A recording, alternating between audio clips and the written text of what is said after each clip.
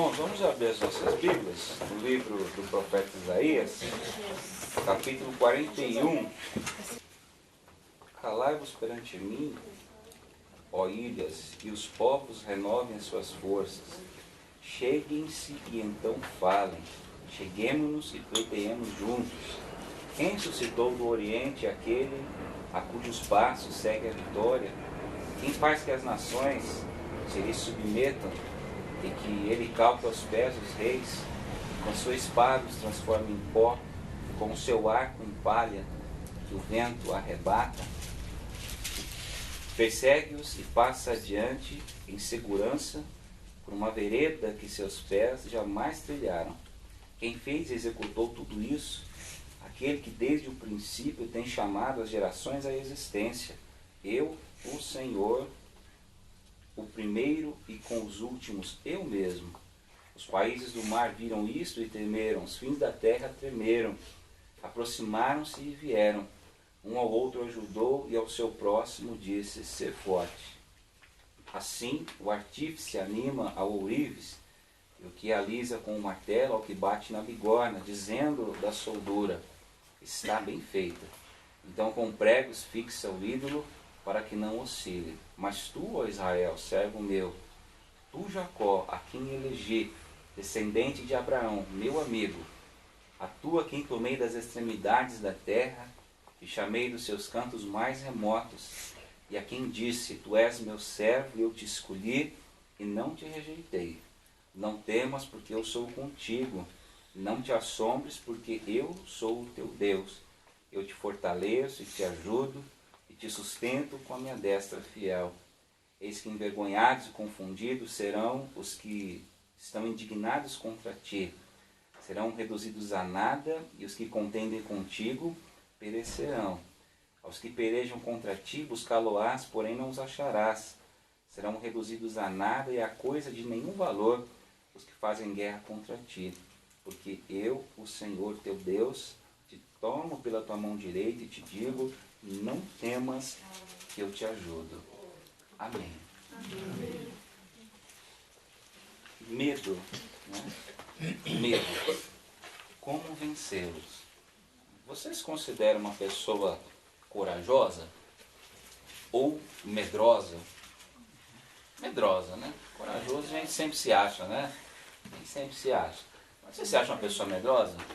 Pouco, muito, mais ou menos medroso, depende da situação, né? Depende.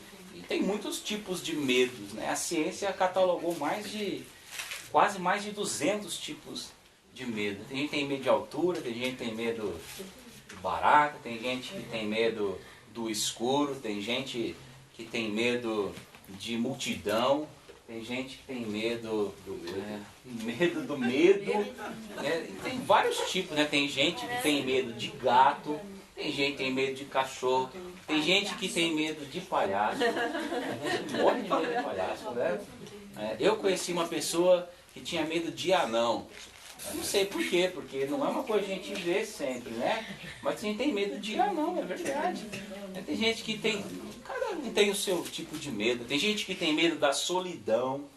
Eu acho que esse é uma coisa que me preocupa também, me incomoda, ficar sozinho. Tem dois tipos de medo que a gente precisa discernir. Primeiro, a psicologia, o medo que a psicologia vai catalogar e vai explicar. É o medo que faz parte do nosso instinto, o instinto de sobrevivência. E todo mundo tem isso. É uma situação que se dá da seguinte forma: por exemplo, se a gente chegar perto de um lugar, um precipício muito alto, e não tiver uma beirada, uma mureta de segurança, um muro, qualquer coisa, um instinto dentro de nós vai nos fazer dar uns passinhos para trás. É natural, né? O nosso cérebro vai receber a seguinte mensagem: cuidado, né? Se afaste. Você vai sentir medo daquela altura. Esse medo, isso chama-se instinto de sobrevivência. E todo ser humano tem isso. A gente não coloca a mão no lugar que a gente não está vendo onde é. Isso chama-se instinto de sobrevivência. A gente tem um receio de colocar a mão ali. Pular num lugar, numa água onde você não está vendo o fundo. A gente sente aquele receio, aquele medo. Esse é um medo normal. né? Um medo que é o instinto de sobrevivência que faz você ter essa sensação. Isso, não ouvir esse instinto, não ouvir esse alarme que o nosso cérebro dá para nós é perigoso, né? É algo que nos coloca em risco desnecessário. A gente tem que ouvir. Quando esse sexto sentido toca, né, nos adverte, ouça, né? Isso. Deus nos criou assim, com esse sentido. Esse medo, ele é normal. Não ouvi-lo é algo perigoso. É até falta de bom senso não dar atenção para isso. Mas existe um outro tipo de medo. Aquele sentimento ruim, né, que toma conta do coração, que se aninha no nosso coração. Aquele sentimento, aquele medo que nos oprime, aquele medo que nos paralisa, aquele medo que está sempre acompanhando a gente e que rouba a nossa esperança, né, que rouba as nossas perspectivas. Aquele medo que não deixa a vida da gente seguir, que não deixa a gente tomar decisão na vida. Aquele medo que impede a gente de seguir adiante. Esse medo é ruim. Esse sentimento é ruim. É aquele medo que ofusca a nossa fé. É medo dos imprevistos, medo do dia de amanhã, medo dos problemas que nem chegaram, medo das situações, medo de não conseguir, medo de não ser capaz. Mas é um medo exagerado, um medo fora do comum, né? Um medo que é prejudicial para a vida. Desse que a gente tem que tomar cuidado, é desse que eu quero falar e pensar um pouquinho. Quando o nosso coração é tomado por esse tipo de medo, esse medo que oprime, que rouba a alegria, que paralisa, esse medo que não vem das coisas de Deus, esse medo exagerado que paralisa a nossa vida. Quando o nosso coração é tomado por esse tipo de medo, nós somos tentados até mesmo a duvidar de Deus. Nós somos levados a até mesmo nos esquecer das promessas de Deus, de quem é Deus, do que Deus faz, de como Deus cuida de nós, de como Deus nos assiste, de como Deus cumpre as suas promessas nas nossas vidas. Dá um exemplo para vocês. Se a gente lê a palavra de Deus, no livro de Números, capítulo 13 e 14, a gente vai encontrar lá a história dos 10 espias que Moisés enviou para olhar a terra de Canaã. Eles ficaram lá, 40 dias, 40 noites. Quando voltaram, Moisés reuniu aquela congregação de centenas de milhares de pessoas e 8 dos espias deram o seguinte relato: olha, a terra é muito boa, mana leite, mana mel, dá para plantar, dá para colher, dá para arar, dá para criar os nossos bichos, tirar o nosso leite, mas tem um problema. A terra é bem vigiada do lado do mar, ao pé das colinas mora um povo forte, mais para dentro do território mora um povo forte, e tem mais, eles são tão grandes, são tão fortes, são tão bem preparados, que comparado a eles, nós somos como gafanhotos, e esse povo vai nos mastigar, cuspir e jogar fora.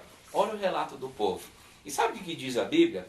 Que toda a congregação de Israel murmurou, chorou, blasfemou contra Deus e quis voltar para trás. Olha só, o relato de 8 pessoas, colocou uma congregação de milhares e milhares em pânico total, a ponto do povo dizer assim: por que Deus trouxe a gente aqui? Era melhor ter ficado lá no Egito comendo cebola e pimentão. Interessante. Quando o nosso coração é invadido por esse tipo de medo, nós sofremos, meus amados irmãos, antes de irmos às lutas. Sofremos por problemas que nem chegaram ainda. Josias falou uma coisa interessante, medo do medo. Às vezes o medo faz a gente sofrer por antecipação, por algo que a gente nem sabe qual vai ser o desenrolar, nem sabe como vai se dar, nem sabe o que vai acontecer. Quando o nosso coração é invadido por esse tipo de medo, nós ignoramos até mesmo a presença de Jesus. Mateus capítulo 14, verso 30, os discípulos na tempestade. Lembra o barco? Eu ainda preguei esses dias na igreja. Quando o barco foi surpreendido pela tempestade, por medo eles vão até Jesus e censuram Jesus. Senhor, o barco está afundando, o Senhor não está se importando que nós vamos morrer? Não te importa que pereçamos. Já pensou isso? Será que a gente já sentiu, né? Será que nós já fomos dominados pelo medo de tal forma de até nos esquecermos que Jesus está ao nosso lado, que nós estamos na presença de Deus, né? Aconteça o que acontecer, venha o que vier, haja o que houver, estamos caminhando com Deus e Deus caminha conosco. É o que me deixa seguro, né? Saber que eu estou caminhando com Deus, porque eu posso tropeçar, né? Mas o que me deixa seguro é saber que Deus está caminhando com o povo dele. Como vencer o medo? O medo não é vencido com coragem. Porque medo e coragem são sentimentos, né, que crescem ou diminuem, né? Então, na medida que o medo cresce, é porque a minha coragem, né, se esfriou. Né? Na proporção que a minha coragem dá um passo para frente, talvez o medo dá um passo para trás. Mas medo e coragem estão na mesma balança, né? O medo ele é vencido, meus irmãos. Os nossos receios, nós descansamos dos nossos receios aprendendo algumas coisas na fé. Quando Isaías escreve esse texto, ele escreve para um povo que estava com medo. A Cris ainda explicou o contexto de Isaías, muito bem explicado, no chá da primavera domingo.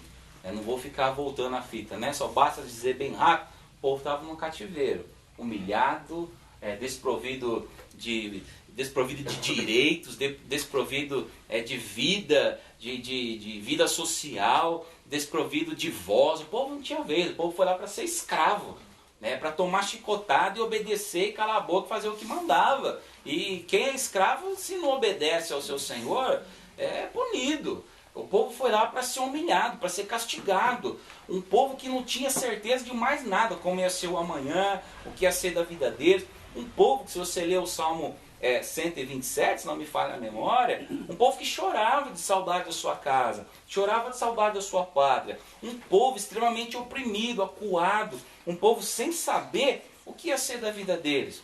Imagino que se havia algo que povoasse o coração daquele povo, com certeza era um medo. Medo dos seus opressores, medo do seu futuro, medo pela sua própria segurança, pela sua vida, os pais talvez receosos pelos filhos e assim por diante. E Deus manda essa palavra por boca do profeta Isaías. Que palavra maravilhosa, né? Duas coisas que Deus fala através do profeta Isaías, que eu acho maravilhoso esse texto. Deus diz, né, não temas, porque eu sou contigo, no verso 10, não te assombres, porque eu te ajudo. Eu acho que a primeira coisa que a gente precisa aprender é que Deus é conosco, né? A certeza de que Deus é conosco. O primeiro passo, irmãos, para vencermos o medo é sabermos que Deus está sempre conosco. Esse Deus que nós adoramos não é um Deus transcendental, um Deus longe, um Deus que está lá no trono, né? Numa dimensão distante, numa realidade distante. Essa ideia de uma divindade distante, né, transcendental, que não, é intocável, que quase não se chega onde ela está, né, isso não vem de Deus, né, isso não é uma herança helênica, né, essa ideia é uma ideia dos deuses gregos, deuses que vivem em outra dimensão, longe dos mortais, que brincam com os mortais. O Deus da Bíblia não é assim. O Deus da Bíblia é um Deus que caminha junto. O Deus da Bíblia é o Deus que faz aliança. O Deus da Bíblia é o Deus que se encarna. É o Deus que caminha junto. É o Deus que chora junto. É o Deus que sofre junto. É o Deus que diz, olha, ouvi o clamor do meu povo, vi a aflição do meu povo, desci para ajudá-lo. O Deus da Bíblia, irmãos, é o Deus que se apresenta para nós com o nome de Emanuel, Deus conosco. É o Deus que está presente, é o Deus que estende a mão, é o Deus que abraça, é o Deus que abre os braços para o doente, para o oprimido, é o Deus que está conosco. Não é esse Deus distante, não é esse Deus que de longe olha indiferente o nosso sofrimento. Não. A primeira coisa que o Senhor mandou o profeta dizer para aquele povo é que eles não estavam sozinhos.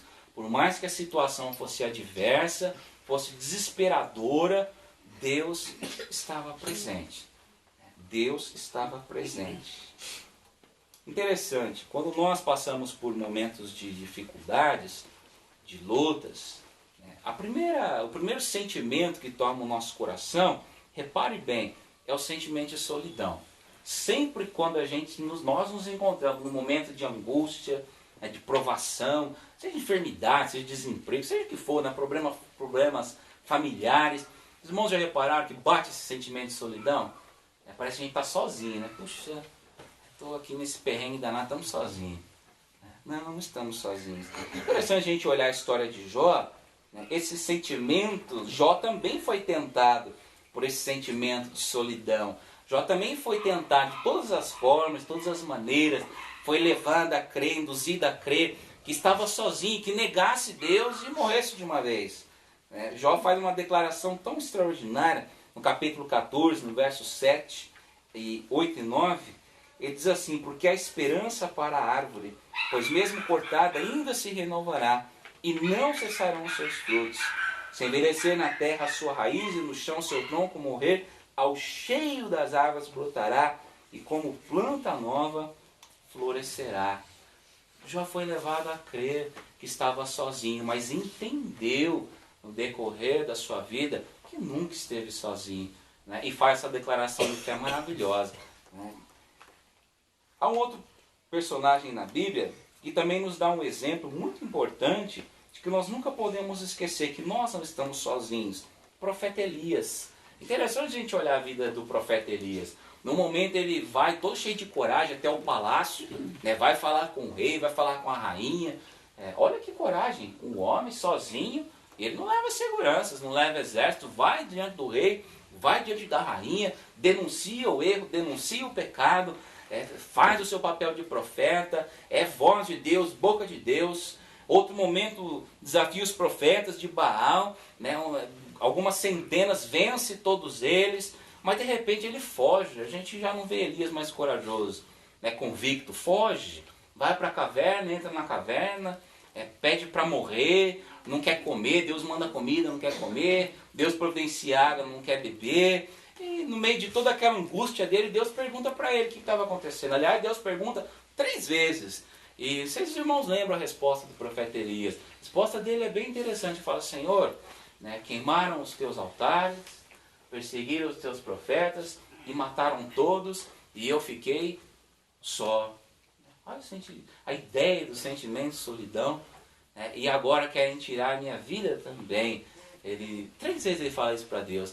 E interessante, no final, quando Deus manda ele sair da caverna, Deus fala para ele: filho, tem 7.000 que, como você, não se dobraram para Baal. Levanta, sai e vai profetizar. E o profeta levanta, sai e vai embora. Eu não sei quais são os seus medos, as suas inseguranças, mas Deus nos diz, né, nessa palavra maravilhosa, né, Ele é conosco. Né? Eu sou contigo. Segunda coisa que eu acho maravilhosa que Deus diz aqui pela boca do profeta Isaías, além de ser conosco, eu sou o teu Deus. Essa é uma outra expressão fenomenal que está nesse texto.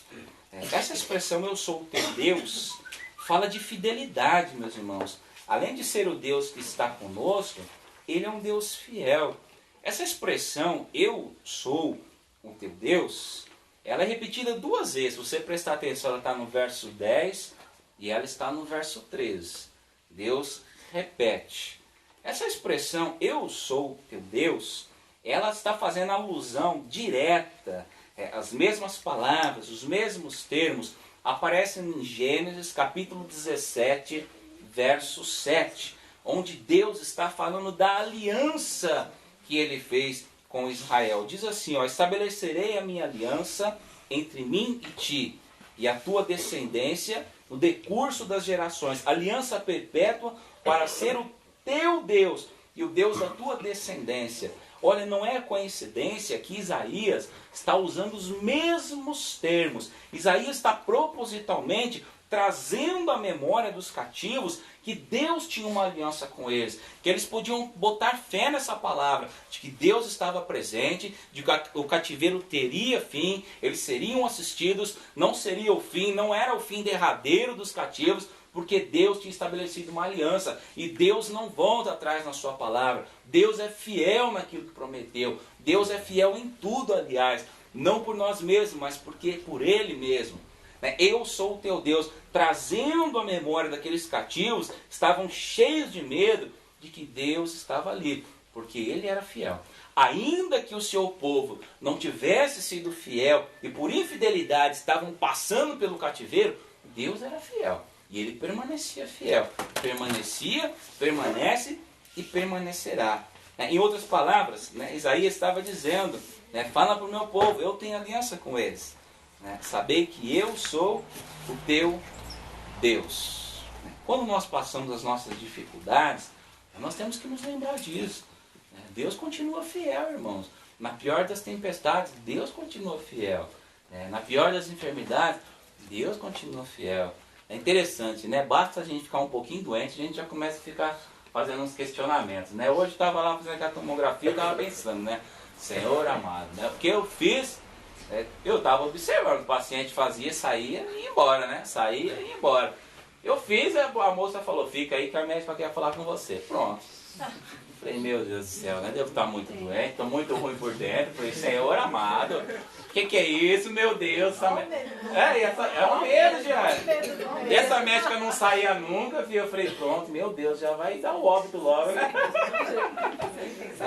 E no meio de todos aqueles pensamentos, me veio algo na cabeça, E pensei assim, veio aquela voz na cabeça, Vivendo ou morrendo, somos do Senhor. Eu pensei, puxa, que isso, Falei, Senhor, tá bom, já entendi, pai, Parou aquele medo, Aí a médica veio e falou, não era nada grave, que era a tal da tomografia, É que ela foi fazer a tomografia dos rins e descobriu que eu estou com pneumonia.